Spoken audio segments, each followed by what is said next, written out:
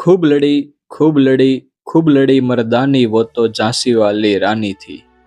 आज हम भारत की ऐसी वीर, निर्भीक और अदम्य साहस की प्रतीक, महान स्वतंत्रता सेनानी रानी लक्ष्मीबाई के जीवन चरित्र के बारे में बात करेंगे। झांसी की रानी लक्ष्मीबाई ने 1857 के प्रथम भारतीय स्वतंत्रता संग्राम में अंग्रेजों के विरुद्ध वीरतापूर्वक युद्ध लड़ा और अपने अद्वितीय साहस से इतिहास में अमर हो गई। उन्होंने अपने राज्य, स्वाभिमान और मातृभूमि की रक्षा के लिए अंतिम सांस तक संघर्ष किया। उनका प्रसिद्ध नारा, मैं अपनी झांसी नहीं दूंगी, आज भी देशभक्ति और साहस का प्रतीक माना जाता है। तो आइए शुरू करते हैं वुमन पावर बायोग्राफी में वीरांगना रानी लक्ष्मीबाई के प्रेरणादायक जीवन चरित्र की कहानी। रानी लक्ष्मीबाई का पूरा नाम मणिकर्णिका तांबे था।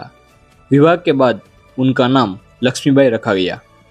रानी लक्ष्मीबाई का जन्म 19 नवंबर 1828 को काशी, वर्तमान वाराणसी में हुआ था। उनके पिता का नाम मोरोपन तांबे तथा माता का नाम भागीरथी बाई था। रानी लक्ष्मीबाई के पति का नाम महाराजा गंगाधरराव नेवलकर था। उनके पुत्र का नाम दामोदर राव था। मराठा साम्राज्य में जन्मी रानी लक्ष्मीबाई ने 1857 के प्रथम स्वतंत्रता संग्राम में महत्वपूर्ण भूमिका निभाई थी। रानी लक्ष्मीबाई के पिता मोरोपन तांबे बिठूर के दरबार में जुड़े हुए थे। लक्ष्मीबाई को उस समय की अन्य महिलाओं की तुलना में अधिक स्वतंत्रता प्राप्त थी। उन्होंने शिक्षा के साथ साथ घोड़ेसवारी, तलवारबाजी, निशानेबाजी, आत्मरक्षा तथा युद्ध कला का भी प्रशिक्षण प्राप्त किया। उन्होंने अपनी स्वयं सेना भी तैयार की थी। रानी लक्ष्मीबाई का विवाह से पहले का नाम मणिकर्णिका था। घर में उन्हें प्यार से मनु कहा जाता था। जब वे केवल 4 वर्ष की थी तब उनकी माता भागीरथी बाई का निधन हो गया था।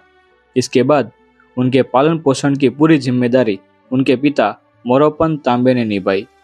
रानी लक्ष्मीबाई नियमित रूप से योगाभ्यास करती थी और धार्मिक कार्यों में उनकी गहरी रुचि थी। वे घोड़ों की अच्छी परख रखती थी। वे अपनी प्रजा का पूरा ध्यान रखती थी और जो भी अपराध करता था उसे उचित दंड देती थी। सन 1842 में मात्र 14 वर्ष की आयु में मणिकर्णिका का विवाह झांसी के महाराजा गंगाधर राव से हुआ। विवाह के बाद उनका नाम रानी लक्ष्मीबाई रखा गया और वे झांसी की रानी बन गई।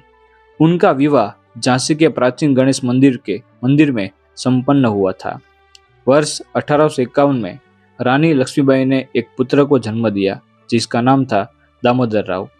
लेकिन दुर्भाग्यवश जन्म के केवल 4 महीने बाद ही उनके पुत्र का निधन हो गया। इस घटना से महाराजा गंगाधर राव को गहरा आघात हुआ। इसके बाद उनकी तबीयत लगातार बिगड़ती गई और वर्ष 1853 में वे गंभीर रूप से बीमार पड़ गए। ऐसी स्थिति में महाराजा गंगाधर राव और रानी लक्ष्मीबाई ने एक पुत्र को दत्तक लेने का निर्णय लिया।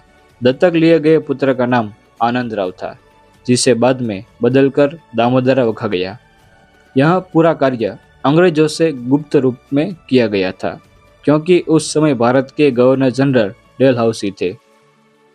लॉर्ड डेलहाउसी की हड़प नीति के अनुसार यदि किसी राजा की मृत्यु बिना पुत्र के हो जाती थी तो उसका राज्य ब्रिटिश शासन के अधीन कर लिया जाता था। कुछ समय बाद लॉर्ड डेलहाउसी को दत्तक पुत्र की जानकारी मिल गई। इसके बावजूद उन्होंने इस दत्तक उत्तराधिकारी को मान्यता नहीं दी और अपनी हड़प नीति के तहत झांसी राज्य को ब्रिटिश शासन में मिला दिया। 21 नवंबर 1853 को रानी लक्ष्मीबाई के पति महाराजा गंगाधर राव का निधन हो गया। उस समय उनके दत्तक पुत्र दामोदर राव अभी बहुत छोटे थे।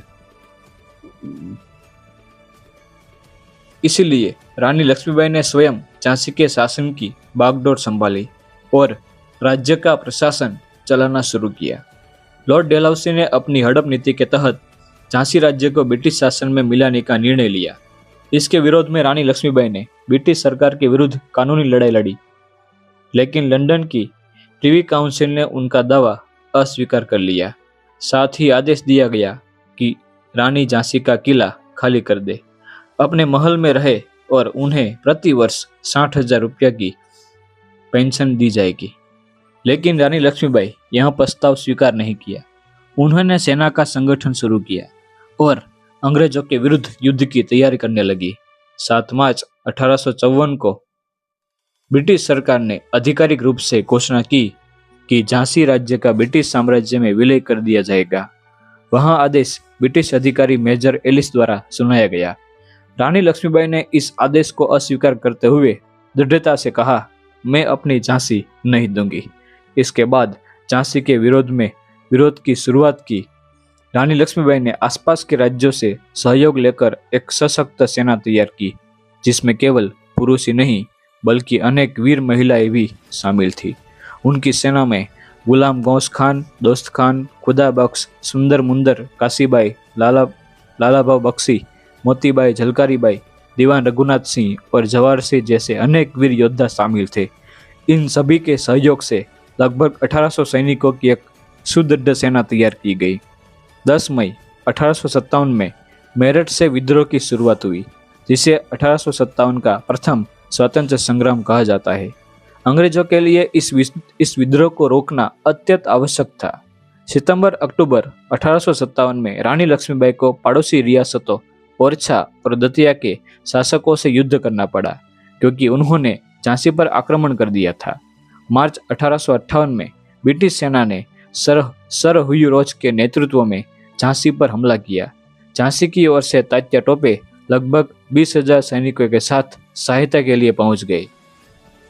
यह भीषण युद्ध लगभग 2 सप्ताह तक चला। अंततः अंग्रेजों ने झांसी की किल्लेबंदी तोड़कर उस पर कब्जा कर लिया। रानी लक्ष्मीबाई अपने दत्तक पुत्र दामोदर राव को सुरक्षित निकालने में सफल रही, लेकिन उन्हें झांसी छोड़नी पड़ी। इसके बाद रानी लक्ष्मीबाई कालपी पहुंची। सर हुयुरोज ने कालपी पर भी आक्रमण किया। उस समय रानी लक्ष्मीबाई और सेनापति तात्या टोपे ने मिलकर अंग्रेजों का डटकर सामना किया। प्रारंभिक संघर्ष में अंग्रेजों को पीछे हटना पड़ा, लेकिन कुछ दिनों बाद सर हुयुरोज ने फिर से कालपी पर आक्रमण किया। इस बार रानी लक्ष्मीबाई और उनके साथियों को पराजय का सामना करना पड़ा। इसके बाद रानी लक्ष्मीबाई और तात्या टोपे ने ग्वालियर पर अधिकार करने की योजना बनाई। दोनों ने संयुक्त रूप से ग्वालियर पर आक्रमण किया और उसे जीत लिया। इसके बाद ग्वालियर का शासन पेशवा नाना साहेब के नाम पर स्थापित किया गया। जून 1858 में ग्वालियर के निकट अंग्रेजों और रानी लक्ष्मीबाई के बीच अंतिम और निर्णायक युद्ध हुआ। इस युद्ध में रानी की महिला सैनिकों ने भी अद्भुत वीरता का परिचय दिया। रानी लक्ष्मीबाई स्वयं पुरुष वेश धारण कर युद्ध लड़ रही थी। उस समय रानी अपने प्रसिद्ध घोड़े बादल पर नहीं बल्कि दूसरे घोड़े पर सवार थी। युद्ध के दौरान जब वे एक नाले के पास पहुंची तो नया घोड़ा उसे पार नहीं कर सका। इसके बावजूद रानी लक्ष्मीबाई ने अत्यंत साहस और वीरता के साथ युद्ध जारी रखा। युद्ध के दौरान वे गंभीर रूप से घायल हो गई और घोड़े से नीचे गिर गई। क्योंकि वे पुरुष वेश में थी, इसलिए अंग्रेज सैनिक उन्हें पहचान नहीं सके और आगे बढ़ गए। इसके बाद उनके एक विश्वस्त सैनिक ने उन्हें सुरक्षित स्थान पर पहुंचाया। मृत्यु से पहले रानी ने अपनी अंतिम इच्छा व्यक्त करते कहा कि मेरे मृत शरीर को किसी भी अंग्रेज को हाथ न लगने दिया जाए, और ऐसा ही हुआ। इस प्रकार जून 1858 में ग्वालियर के फूलबाग के निकट रानी लक्ष्मीबाई वीरगति को प्राप्त हुई। रानी लक्ष्मीबाई की मृत्यु के लगभग 3 दिन बाद अंग्रेजों ने ग्वालियर पर पूर्ण अधिकार कर लिया। इसके बाद रानी के पिता मोरोपन तांबे को गिरफ्तार किया गया और उन्हें फांसी की सजा दी गई। रानी लक्ष्मीबाई के दत्तक पुत्र दामोदर राव को ब्रिटिश सरकार द्वारा पेंशन दी गई, लेकिन उन्हें झांसी के उत्तराधिकारी के रूप में कभी मान्यता नहीं मिली। बाद में दामोदर राव इंदौर में रहने लगे और उन्होंने अपने अधिकारियों के लिए ब्रिटिश सरकार से कई बार न्याय की मांग की। उनका निधन 28 मई 1906 को 58 वर्ष की आयु में हुआ था। तो दोस्तों, यह थी झांसी की वीरांगना रानी लक्ष्मीबाई के जीवन की प्रेरणादायक कहानी। उनकी वीरता, साहस और मातृभूमि के प्रति समर्पण ने उन्हें भारत के इतिहास की महानतम वीरांगनाओं में अमर बना दिया। आपको इस वुमन पावर की वीरता, साहस और देशभक्ति कैसी लगी, हमें कमेंट में जरूर बताना। जय हिंद।